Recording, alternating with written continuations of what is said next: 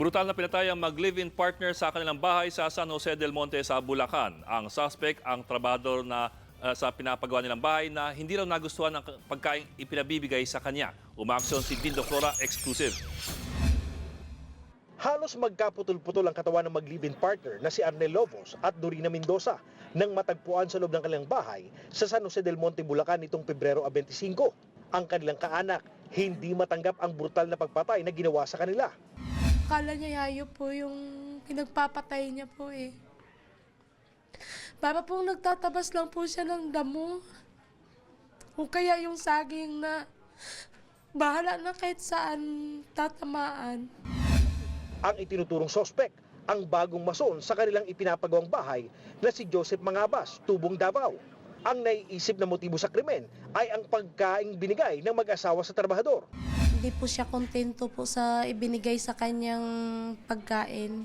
Yun yung nirereklamo niya po doon sa kasamahan niyang nagtatrabaho din po doon.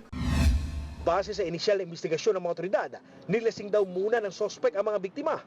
Pagkaraan ng kanilang inuman at nagkaroon na nalanguna sa alak, ay isinakatuparan na ni Joseph Mangabas ang kanyang plano na pagnakawan ang mag-asawa, ang mag-live-in. Posibleng hindi raw siya nagtagumpay na nakawan ng mga biktima nang maglaban ng dalawa hanggang sa kanyang mapatay. Mabilis na tumakas ang sospek na iniwan pa ang itak na ginamit sa krimen. Lumalabas sa investigasyon na dati nang nasibak sa kanyang trabaho si Mangabas. Itong si suspect natin na si Joseph Mangabas ay dating nagtatrabaho sa tindahan ng Banana Q, kung saan siya ay na-involve sa paggamit ng illegal na droga. At ito ay natanggal sa trabaho.